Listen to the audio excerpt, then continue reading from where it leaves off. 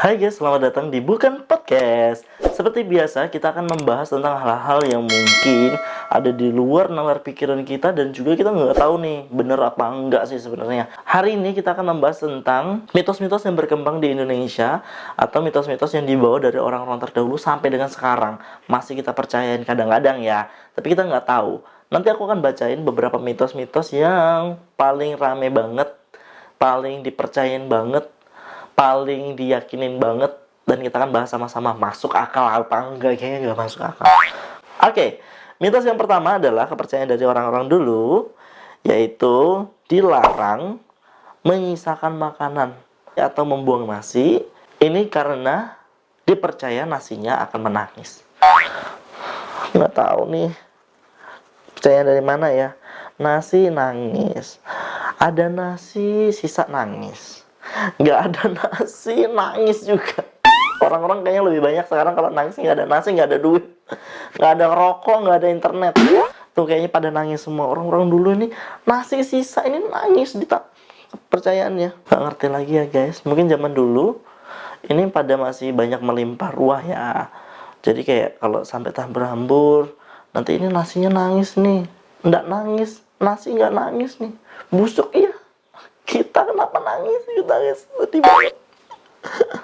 Ini ada alasannya loh. Ini ada alasannya, tenang. Semua ini ada alasannya kenapa dibuat kayak gini. Ini alasannya adalah, alasan ini dijadikan bahan untuk menakut-nakuti anak bahwa jika makanan atau nasi tidak habis, nanti nasinya bisa nangis. Dan biasanya anak kecil takut untuk menyisakan makanan karena takut nasinya nangis gitu kan. Akhirnya mereka makan nasinya dan menghabiskan nasinya. Coba bayangin kalau misalnya anak-anak ini nggak ditakut-takutin kan, nanti nasi berhambur di mana-mana, semuanya berhambur di mana-mana, disisa-sisakan ya kan. Basi nih dunia. Enggak juga gitu sih. Cuma makanya ini sebenarnya jangan salahin anak-anak ini yang nggak ngabisin nasi ini. Orang-orang dulu ini kalau masak nih kayak masak untuk selamatan. Satu orang satu tumpeng, kayak gitu kali ya. Makanya nggak habis. Ya jelas nggak habis, aku juga nggak habis. Hari ini aku sendirian aja, bete deh. Yang kedua, ini dilarang duduk di depan pintu ketika makan. Dipercaya kalau misalnya gadis yang makan di depan pintu ini ditakutkan akan menjadi apa nih? Ditakutkan ini akan jauh dari jodoh. Sebenarnya kalau misalnya dipikir-pikir, jodoh jauh, deket, itu nggak ditentukan dari gimana kita makan sih. Dari gimana kamu punya kerja apa enggak. Orang zaman dulu gitu. Kayak orang zaman dulu pada nggak kerja tuh gimana sih? Sampai di depan makan aja dikomentari. Di depan makan di depan makan atau gimana sih? Guys, aku sampai sekarang kalau misalnya duduk di depan pintu terus makan di situ, aku bakal dimarahin, ditendang malah ya, karena ngalangin jalan lah. Ini jauh dari jodoh. Kamu nggak punya apa-apa, jauh jodohmu. Kayak gitu. Mau makan di mana aja boleh sekarang, ya Allah. Sekarang KFC banyak, ya makan depan KFC aja. Cewek-cewek sekarang tenang. Cewek-cewek sekarang nggak ada yang makan di depan pintu. Sekarang makan di depan mantan. Wahab banget. Makan sambil duduk di depan pintu dimitoskan akan jauh dari jodoh. Larangan makan sambil duduk di depan pintu ini masuk akal memang, karena ketika kita makan depan pintu akan menghalangi orang keluar atau masuk. Betul. Namun jika ini bisa menyebabkan jauh dari jodoh, apakah Anda masih percaya? Yang nulis aja ragu, apalagi aku yang baca, apalagi kalian yang denger. Percaya kalian omonganku? Dajjal kalian semua. Yang ketiga, tidak boleh potong kuku malam. Larangan memotong kuku pada malam hari juga menjadi mitos oleh orang kuno. Dimitoskan akan mengikuti orang tuanya ketika mereka meninggal. Kamu nggak usah potong kuku nih, nggak usah potong kuku malam-malam ini. Orang tuamu meninggal, kamu ikutin ke kubur. Kamu nggak ikutin ke kubur, durhaka anjir. Ya Allah, ada aja motong kuku, yang ada motong kuku malam-malam ini bisa potong tuh tangannya. Namun masyarakat modern sebagian menganggap bahwa pantangan ini dimaksud karena zaman dulu tidak ada potong kuku, jadi bisa menyebabkan jari-jari tersayat pisau. ketika memotong kuku pada malam hari. Kalau orang tua kalian meninggal, ya kan, kalian pasti ikut kan ke kuburan, ikut kan. Mau kalian potong kuku nggak ada urusan, mau nggak potong kuku nggak ada urusan, kalian pasti ikut. Ya, kalau nggak ikut kalian diomongin warga soalnya. Oke, kita baca lagi yang keempat. Jangan menyapu pada malam hari. Banyak aktif, banyak kegiatan orang dulu nih. Malam-malam nyapu. Yang ada nih siang kita nyapu, pagi nyapu, sore nyapu, malam nyapu. Soalnya nggak ada kerjaan. Dulu nggak ada pabrik guys, jadi nggak ada pada banyak kerjaan. Dulu belum ada PNS kali ya kan. Jadi, ya Allah, sedihnya aku. Semua dilarang zaman dulu kayaknya sedih banget. Gak ada anak gaul, pantasnya zaman dulu ya dilahirkan anak-anak gaul, tiba-tiba ada Reja Arab. Yo bro, dilarang nge-rap kamu, dilarang nge-rap malam hari. Capeknya setelah. Oke, jangan menyapu pada malam hari. Orang zaman dulu melarang menyapu pada malam hari karena dipercaya bisa menghilangkan rezeki. Ini sangat masuk akal. Nggak masuk akal, aku baca ini nggak masuk akal. Tapi di situ tulisannya ini sangat masuk akal. Dari mana? Mohon maaf lahir batin. Ini sangat masuk akal karena zaman dulu hanya setiap rumah. Cara salah bacanya. Ini masuk akal karena zaman dulu hanya setiap rumah masih menggunakan lampu tempel sehingga penerangan agak remang-remang. Betul. Larangan menyapu pada malam hari dimaksud untuk menghindari ada benda atau barang berharga kita yang terjatuh di lantai dan terbuang bersama sampah. Jika barang berharga kita hilang, berarti kita kehilangan rezeki. Oh, ini aku bayanginnya tadi nyapu halaman sih. Ini nyapunya di dalam rumah ternyata. Ada ya zaman dulu tuh mungkin emas, berlian, semuanya digeletakin aja kayak, nggak ditaruh di meja gitu. Atau meja juga disapu. Nggak dilap, disapu, semua disapu. Genteng, atau disapu. Ya Allah. Ya nggak masuk akal lagi nyimpannya itu nah. Ada nyimpan di kotak-kotaknya disapu juga, apa nggak kerasa buta kamu. Tapi kalau misalnya di tempat kalian masih kayak gini ya, nggak apa-apa sih, ya kan? Berarti rumah kalian pengen bersih-bersih gitu. Sekarang kita lanjut. Dilarang keluar rumah ketika senja. Nah, ini aku sedikit percaya kalau yang ini dilarang keluar rumah ketika senja. Karena sebelum aku baca ya, karena kalau misalnya dalam Islam nih, dalam kepercayaan aku, kalau senja itu kan banyak jin keluar tuh ya kan.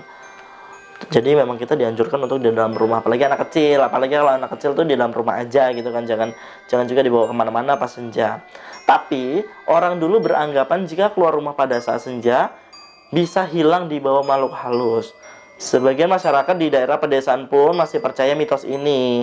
Ada baiknya jika kita tidak keluar rumah pada senja hari, karena bisa saja pada zaman dulu rumah kita masih sangat jarang-jarang tidak ada penerangan. Larangan ini dimaksud agar kita terhindar dari bahaya misal gigitan ular atau binatang lainnya. Betul, ini percaya juga. Nah, kalau ini masuk akal ya kan. Dia bikin kepercayaan jangan keluar senja nih, banyak hewan buas boleh. Ya kan, jangan keluar senja nih, banyak buaya darat nih. Kalau misalnya makhluk halus dicuri, aku nggak pernah sih. Tempat kalian pernah yang kayak dicuri makhluk halus? Mana? Astagfirullahaladzim. Enggak, ya Allah ngerinya. Kalau dicuri makhluk halus kayaknya, kalau diganggu kayaknya percaya ya, tapi kalau dicuri makhluk halus itu tidak bisa memegang kita guys, tidak bisa karena dari segi kepadatan. Aduh, kepintaran aku mulai meronta-ronta. Pura-pura nggak tahu aja. Nggak, kalian cari sendiri ya. Lanjut, jangan foto bertiga. Sering banget sampai sekarang dilarang nih teman-teman aku. Ayo foto. Enggak, malas aku kalau bertiga aja. Kamu ya gimana? Berdua, nggak sama kamu. Karena kamu anjing guys. Mitos ini masih kita dengar sampai sekarang benar. Sepertinya ini mitos baru. Karena zaman dulu mana ada kamera benar. Kayaknya ini dibuat-buat orang zaman sekarang nih. Tahu tapi masih aja banyak nggak ada akal. Masih aja tetap zaman dulu, zaman sekarang sama aja. Masih aja ada orang yang nggak ada akalnya nih. Namun masyarakat modern saat ini juga masih ada yang mempercayai jika foto bertiga salah satu diantaranya bakal ada yang meninggal lebih dulu. Gimana nggak meninggal? Kalian foto bareng mantan, terus mantan kalian itu ngerebut pacar kalian selingkuh deh sama mantan itu, jadi kalian bunuh.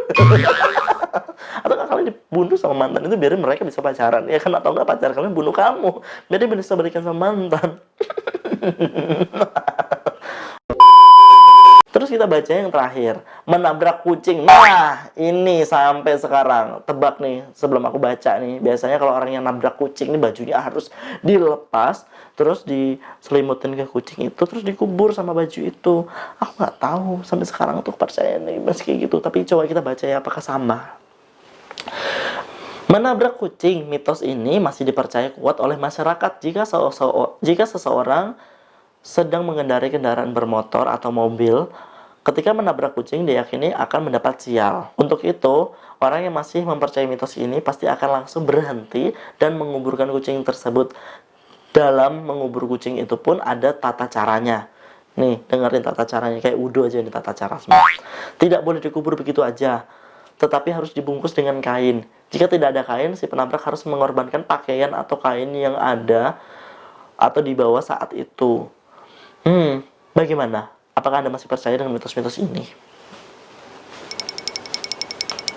Mungkin kayak lebih kesian ya, kalau misalnya kucing kita tabrak, terus habis itu kita buang, atau enggak kita nggak kuburin. Kayaknya lebih kesian gitu. Tapi kalau sampai dipercaya pakai kain atau baju, kalau di sini lebih ngeri lagi. Jadi kalau di daerah tempat aku itu, kucing nih kalau kamu tabrak, bajumu nih harus kamu lepas, terus harus kamu kubur sama kucingnya ini. Maksudnya kucingnya dipakein ya. Bayangin pakai gamis atau pakai barang-barang Balenciaga, Hermes, kita nggak tahu.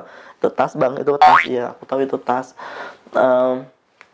Pakai barang-barang branded itu kan, ngeri ya, kucingnya meninggal dalam branded. Meninggal bukan kembali dengan dalam damai, tapi kembali dalam branded.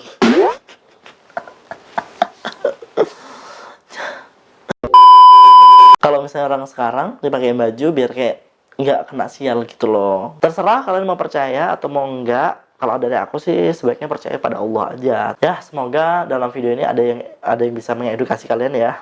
Oke guys, jangan lupa like, comment, subscribe, dan share video ini sebanyak-banyaknya biar nanti kita bisa cerita-ceritaan lagi. Aku bisa bacain kira-kira apa sih. Kalian boleh lo komen, kasih aku masukan, bang bahas ini dong, bahas mitos ini dong, bahas mitos ini dong. Banyak di Indonesia yang harus kita bahas semuanya. Kita kupas tuntas pokoknya ya. Kalau ada cerita-cerita kalian, nanti boleh komen di bawah. Nanti aku masukin jadiin konten kalau misalnya menarik dan oke. Oke guys, semoga kalian suka sama video ini. Bye-bye.